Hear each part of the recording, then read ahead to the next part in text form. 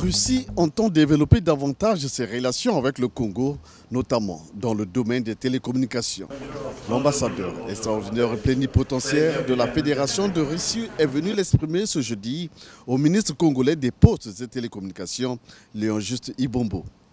Valérie Mikhailov à sa sortie d'audience.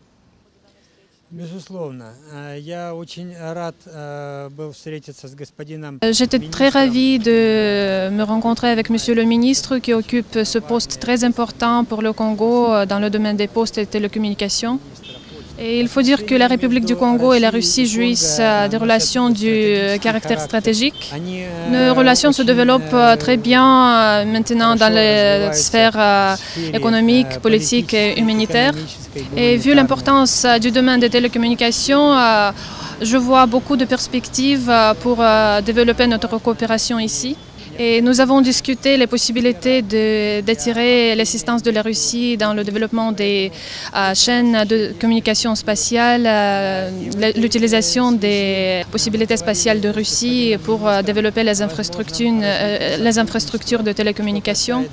Nous avons discuté les voies d'approfondir la coopération entre les deux ministères respectifs, le ministère des Postes et des Télécommunications et le ministère de Communication de Russie. Nous avons transmis à la partie congolaise le projet de l'accord de coopération dans le domaine de communication et d'information de technologie pour le discuter. La coopération entre le Congo et la Russie, vieille de plusieurs années, reste à ce jour au beau fixe. Et les deux gouvernements sont déterminés à se lancer dans une mutualité afin de la rendre très dynamique. Et pour ce faire, la 4e commission mixte intergouvernementale Congo-Russie est prévue pour décembre prochain. Excellent. Comment allez-vous? Ça va très bien. Merci beaucoup. C'est vraiment un plaisir. Toute autre audience s'est accordée au docteur Jean-Baptiste Abiyalimana, l'ambassadeur du Rwanda en poste au Congo. Le diplomate rwandais est venu échanger avec le ministre congolais des Postes et télécommunications sur, entre autres, la place qu'occupe la technologie et l'information dans nos sociétés, et aussi faire une projection sur la 4e réunion de la commission mixte Rwanda-Congo. Nous avons eu un entretien avec son Excellence, le ministre des Postes et télécommunications. Et ensemble, nous avons encore souligné, dans le cadre de la coopération entre la République du Rwanda et la République du Congo, la place qu'occupe l'information et la technologie de la communication, qui est devenue aujourd'hui un élément essentiel dans le cadre du développement et dans le cadre de la coopération. Nous avons profité de l'occasion pour dire à son Excellence, Monsieur le Ministre, que lors de la 4e commission mixte, nous avons proposé que la partie rwandaise invite la partie congolaise à aller visiter l'expérience que connaît le Rwanda en matière d'information et de la communication. Il faut retenir qu'il y a cette volonté générale de la coopération et que bientôt, grâce à la visite que son Excellence le Ministre va faire à Kigali, nous allons commencer à mettre en pratique notre coopération en matière de technologie de l'information et de la communication. Cette 4e réunion de la commission mixte Rwanda-Congo se tiendra dans le tout prochain jour à Kigali. Et à cet effet, la participation du ministre congolais des Postes et télécommunications est vivement attendue dans la capitale rwandaise lors de cette réunion.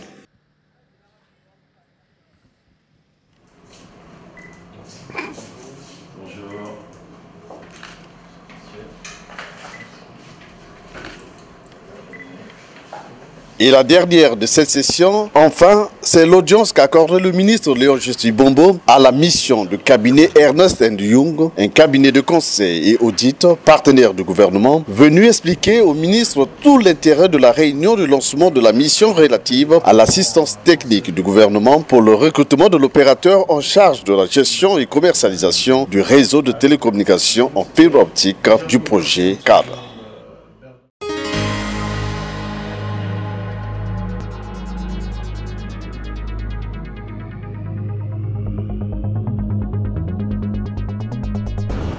La République du Congo a montré un engagement fort et à ouvrir le marché des télécommunications à la concurrence. Le secteur de la téléphonie mobile est particulièrement dynamique et appuyé l'intégration sous-régionale. Le gouvernement, à cet effet, a décidé de participer au projet régional Central African Backbone, CAB en sigle, pour améliorer la connectivité internationale du pays. C'est dans ce contexte que le consortium constitué du cabinet Ernest & Young et cabinet de conseil en télécommunications a été mandaté par le gouvernement en tant que conseil du gouvernement, bien entendu, pour le recrutement de l'opérateur en charge de la gestion et commercialisation du réseau de télécommunications en fibre optique du projet, comme l'a décidé d'ailleurs le gouvernement et la Banque mondiale. Ce projet CAB est un projet régional qui contribuera à offrir aux Congolais un meilleur accès à des services Internet rapides et moins chers. Yvon Didier Miakanda, il est le coordonnateur du dit projet sur l'intérêt du projet CAB. Vous annoncez aujourd'hui que les travaux de génie civil sont achevés et en phase de vérification. Il ne nous restera donc plus qu'à installer les équipements de transmission pour passer du statut de fibre noire à celui d'un réseau totalement opérationnel. Comme décidé conjointement par le gouvernement et la Banque mondiale, l'ultime activité du projet est de recruter un opérateur qui sera chargé d'opérer le réseau et de commercialiser ses capacités dans le cadre d'un partenariat public-privé. Devant le ministre en charge des postes et télécommunications et bien d'autres invités de marque, les experts du consortium ont présenté aux acteurs du secteur les objectifs et enjeux de la mission ainsi que le programme d'exécution des travaux.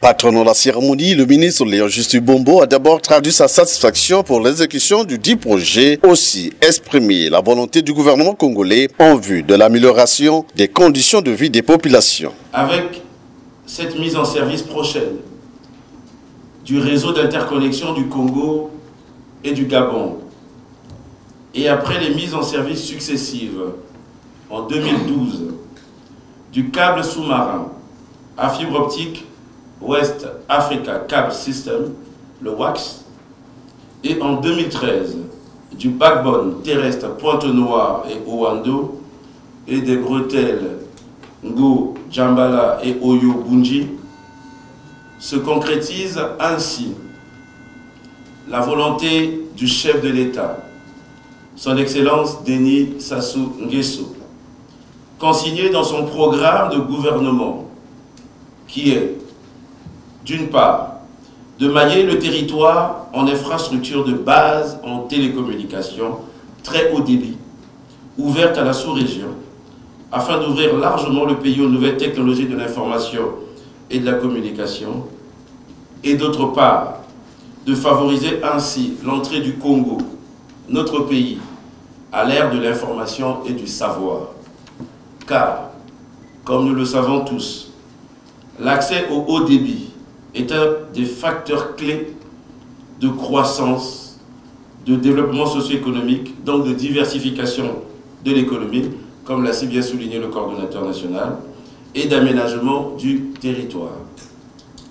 Il nous reviendra donc désormais à tous, pouvoirs publics, sociétés privées, partenaires au développement, d'œuvrer ensemble afin de tirer tout le bénéfice de ces infrastructures en favorisant l'émergence de marchés susceptibles de doper la croissance et l'économie.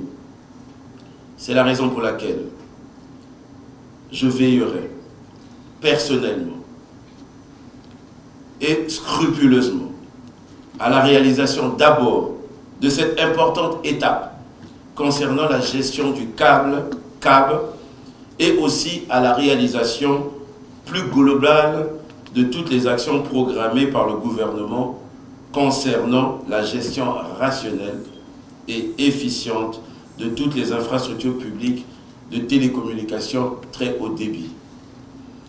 L'objectif visé par le gouvernement est de garantir à tous les opérateurs un accès libre, transparent et équitable aux infrastructures très haut débit. En outre, il a clos son propos en exhortant toutes les équipes du cabinet et de l'unité de coordination du projet à l'aboutissement des résultats escomptés. Je tiens d'abord à remercier la Banque mondiale qui nous accompagne dans la réalisation de ce projet intégrateur et féliciter le cabinet Ernest & Young et associés, c'est-à-dire Bird & Bird et Execution Consulting, qui ont eu la responsabilité de ces travaux de recrutement de l'opérateur CAB. et j'exhorte toutes les équipes du cabinet et de l'unité de coordination du projet qui vont l'accompagner de ne ménager aucun effort pour atteindre les résultats attendus par son Excellence, Monsieur le Président de la République, dans les délais fixés. Je vous remercie. C'est donc dans un temps relativement proche que sera connue l'adjudicataire de ce projet.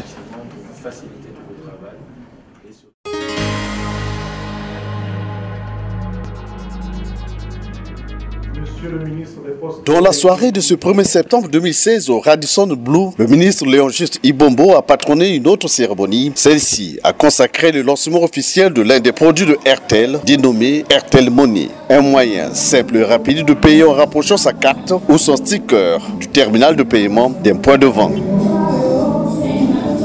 Sur le fonctionnement de ce procédé, voici des explications du représentant du service commercial de Airtel. Au départ, nous disons que Airtel Money pour nous était un produit fini, un produit qui avait toutes les capacités requises et demandées par nos abonnés. Mais nous étions assez surpris que M. Malunga nous fasse de nouveau des remarques sur le fait que le produit à son goût n'était pas totalement fini. Nous avons pris ces remarques positivement. Et à ce moment, nous avons commencé à réfléchir sur comment rendre le produit Airtel Money plus performant. La carte Airtel Money est une carte aussi petite qu'une carte bancaire, pesant quasiment le même poids, qui peut se glisser dans une poche, dans un portefeuille, et qui est l'extension de votre compte Airtel Money. Cette carte existe en deux versions. La version format carte bancaire, mais il y a aussi une version sticker ou une version autocollante qui peut se coller à l'arrière du téléphone. Les trois mots qui résument la carte Airtel Money aujourd'hui sont simples, rapides et sécurisés. Grâce à elle, vous pourrez aisément aller dans un supermarché ou n'importe quel magasin ou encore dans n'importe lequel des partenaires Airtel, effectuer un paiement juste à partir d'un simple geste. Cette carte, vous pouvez l'emmener où vous voulez. Vous pouvez la glisser dans votre poche, dans votre portefeuille. Vous pouvez coller la version sticker sur votre téléphone. Et d'un simple geste, vous pouvez payer dans un supermarché, dans une station-service ou encore chez n'importe lequel de nos partenaires. Avant, il nous fallait quasiment 1 minute 5 pour pouvoir payer via Airtel Money. C'est bien, mais un paiement en 9 secondes, grâce à l'arrivée de la carte Airtel Money sur le marché, est encore mieux. En plus, l'utilisateur de ce produit par carte, soit par sticker, gagne 10% de bonus en crédit à chaque paiement. De tels procédés contribuent à arrimer nos sociétés à la modernité. Et le ministre Léon-Juste Ibombo, en sa qualité du ministre des Postes et des Télécommunications, ne peut que s'en réjouir. Ici, nous sommes en train de voir un produit innovant. Un produit qui va faciliter aussi les transactions. Parce que, comme a su bien le dire le maître de cérémonie, avec ce procédé, on arrive à battre Usain Bolt. C'est pas facile, hein. Vous accompagnez le gouvernement, raison pour laquelle nous sommes ici présents. Parce que vous allez arriver à proposer à nos concitoyens un produit qui permettra de faciliter non seulement les échanges, mais on peut dire quelque part de maximiser aussi les recettes. Parce qu'avec ce procédé, évidemment, les entreprises qui vont adopter ce procédé de paiement à travers la carte Airtel Money, évidemment, il y aura moins de fraude. Et les recettes de l'État vont faire des bons. Surtout qu'il y a, par exemple, le paiement au niveau de la Société nationale d'électricité de notre pays. Donc, nous vous encourageons et notre présence résume le fait que nous voulons que, dans le secteur qui est le nôtre, qu'il y ait des produits innovants, et là, vous avez un produit innovant, qu'il y ait des produits aussi démocratiques, parce que c'est un produit démocratique, facile à l'usage, mais aussi un produit qui permettra pour notre part, de créer beaucoup d'emplois, beaucoup de la richesse.